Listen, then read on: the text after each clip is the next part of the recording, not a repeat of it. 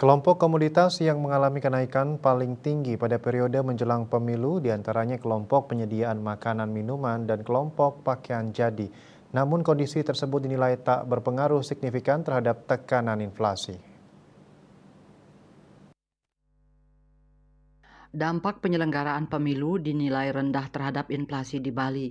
Kondisi ini mengacu pada pemilihan Gubernur Bali tahun 2013 dan pemilu presiden dan legislatif tahun 2014. Tekanan inflasi lebih disebabkan oleh dampak kenaikan harga bahan bakar minyak BBM, bersubsidi premium dan solar, dan tarif dasar tenaga listrik.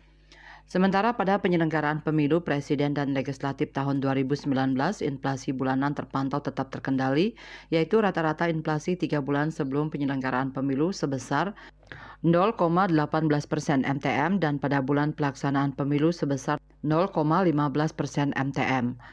Kepala KPW BI Bali Erwin Suryadi Maja di Denpasar menjelaskan, ke depan Bank Sentral akan terus memperkuat kebijakan moneter yang pro stability dan mempererat sinergi kebijakan dengan pemerintah guna memastikan inflasi 2024 berada dalam kisaran 2,5 plus minus 1%, baik level nasional maupun regional.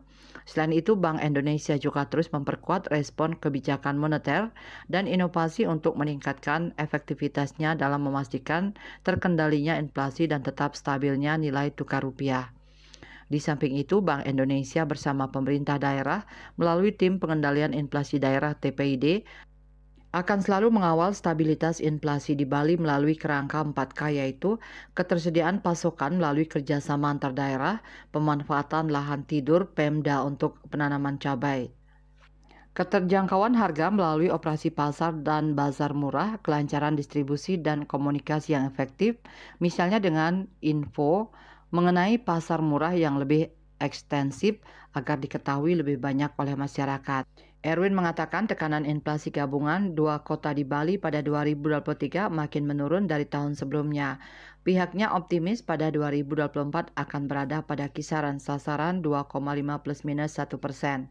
Berdasarkan data BPS, realisasi inflasi gabungan dua kota di Bali menurun dari 6,20% pada 2022 menjadi 2,77% pada 2023. Tekanan inflasi 2023 terutama bersumber dari kenaikan harga komoditas kelompok volatile food seperti beras, cabai, daging ayam, dan bawang putih. Produksi padi dan cabai mengalami penurunan akibat dampak El Nino pada semester 2 2023. BMKG memperkirakan kondisi iklim di Indonesia netral pada 2024 sehingga Bank Indonesia memperkirakan produksi pertanian berpotensi lebih baik dari tahun sebelumnya dan tekanan inflasi dari sisi volatile food tidak setinggi tahun sebelumnya. Selanjutnya pada 2024 BPS akan menambah kota inflasi, yaitu menambah cakupan luasan wilayah yang dipantau. Swardika Bisnis Bali melaporkan.